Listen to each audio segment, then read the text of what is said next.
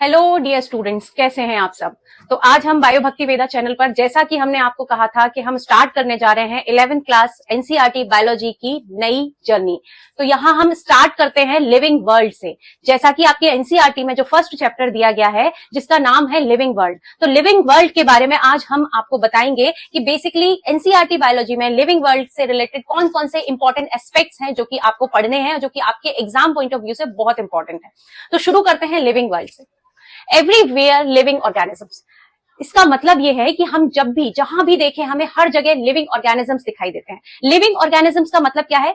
जो जीवित हैं, जो जिंदा हैं, उनको हम बोल रहे हैं लिविंग ऑर्गेनिज्म। और लिविंग ऑर्गेनिजम्स में कौन कौन से ऑर्गेनिजम्स आते हैं? तो फर्स्ट ऑफ ऑल प्लांट्स को हम लिविंग ऑर्गेनिजम्स बोलते हैं। क्यों बोलते हैं प्लांट्स को लिविंग ऑर्गेनिज्म? क्योंकि प्लांट्स क्या करते हैं? अपना फूड खुद बना रहे हैं। इसके अलावा प्लांट्स रेस्पिरेशन प्रोसेस करते हैं। तो जो भी ये लाइफ प्रोसेसेस होती हैं उनको प्लांट्स फॉलो करते हैं, इसलिए प्लांट्स को हम किस कैटेगरी में रखते हैं? लिविंग ऑर्गेनिजम्स की कैटेगरी में। इसके अलावा प्लांट्स के अलावा आप देखते हैं छोटे छोटे कीड़े मकोड़े आपके चारों तरफ। जब बारिश होती है आपको पता है कि किस तरीके से कीड़े, छोटे छोटे कीड़े आ जाते हैं घर में।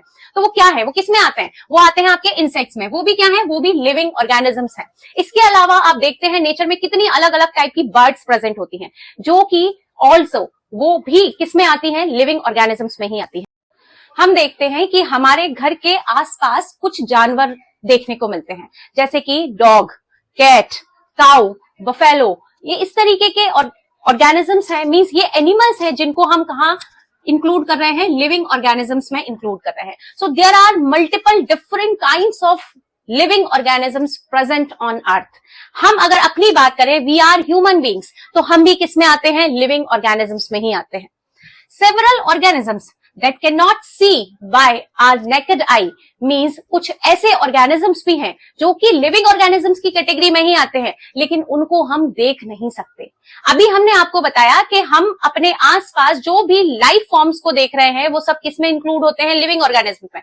लेकिन कुछ ऐसी लाइफ फॉर्म्स भी हैं जो कि हम अपनी खुली आंखों से नहीं देख सकते। आप सभी इस वर्ड से फेमिलियर होंगे, जो कि है माइक्रो ऑर्गेनिजम्स।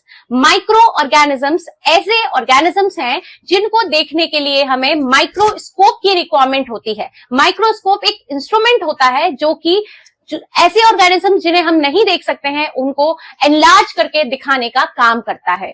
जिन्हें ये माइक्रोस्कोप आप जनरली लेबोरेटरी में देख सकते हैं। जैसे आप स्कूल में गए होंगे तो स्कूल में आपको माइक्रोस्कोप आपकी बायोलॉजी लेबोरेटरी या साइंस लेबोरेटरी में आपको देखने को मिला होगा। तो बेसिकली वो करता क्या है? वो करता है एनलार्ज व्यू देता है वो माइक्रो ऑर्गेनिजम्स का, ताकि आप देख पाएं कि बैक्टीरिया किस तरीके से दिखाई दे रहा है। माइक्रो ऑर्गेनिजम्स में बेसिकली आते हैं बैक्टीरिया।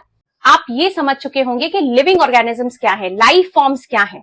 आगे हम बात करते हैं कि जो लिविंग ऑर्गेनिजम्स हैं वो अलग अलग एरिया में अलग अलग टाइप की वैरायटी में दिखाई दे सकते हैं। जैसे अगर हम फॉरेस्ट की बात करें, अगर हम किसी रेन फॉरेस्ट की बात करें, हम ओशियन की बात करें, तो अलग अलग टाइप के ऑर्गेनिजम्स वहां पर आपको देखने को मिलते हैं। So in a forest much greater number and kinds of living organisms. जब आप फॉरेस्ट की बात करते हैं तो वहां पर आपको बहुत ज्यादा क्वांटिटी में, लार्ज क्वांटिटी में और अलग अलग वेराइटी में ऑर्गेनिजम्स देखने को मिलते हैं। एनसीईआरटी में एक टर्म आता है that is very important for your exam point of view also, species. Species क्या होती है? Each different kinds of plant, animals and organisms that you can see. वो सभी organisms जो कि वो सभी अलग अलग वेराइटी के, अलग अलग टाइप के प्लांट्स, एनिमल एंड ऑर्गेनिजम्स जो आप देख पा रहे हैं उनको हम कहते हैं स्पीशीज। नंबर ऑफ स्पीशीज की अगर हम बात करें कि कितनी नंबर ऑफ स्पीशीज जो है वो प्रेजेंट है हमारी धरती पर, हमारी अर्थ पर, 1.7 to 1.8 मिलियन स्पीशीज आपको देखने को मिलती हैं हमारी अर्थ पे, हमारी धरती पे। तो आप समझ सकते हैं कि कितना डाइवर्स है, कितने अलग अलग टाइप के ऑर्गेनिजम्स हमारी अर्थ पर देखने को मिलते हैं। अभी आपने जाना कि स्पीशीज क्या है।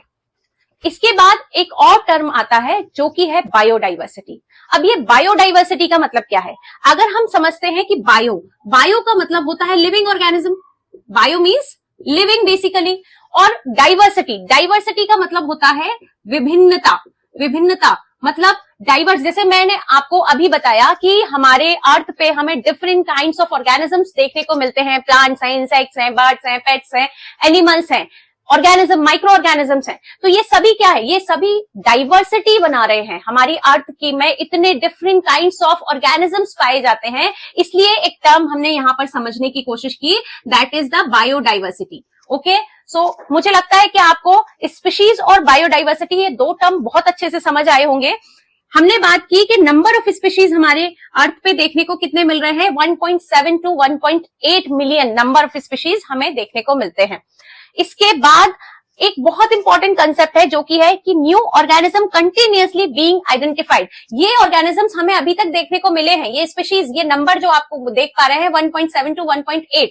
इसके अलावा भी हमें नए नए organisms day to day scientist नई नई डिस्कवरीज कर रहे हैं, जिससे हमें नए नए ऑर्गेनिजम्स का आए दिन हमें इंफॉर्मेशन मिलता रहता है कि ये जो है ये अलग वैरायटी का एक ऑर्गेनिजम्स अर्थ पर देखने को मिला है ना। तो ये क्या है, ये सब है डाइवर्सिटी, अलग अलग डिफरेंट काइंड्स ऑफ क्रिएचर्स जो कि हमारे अर्थ पर अवेलेबल हैं और जिनका बहुत इंपॉर्टेंट रोल है लाइफ को बना।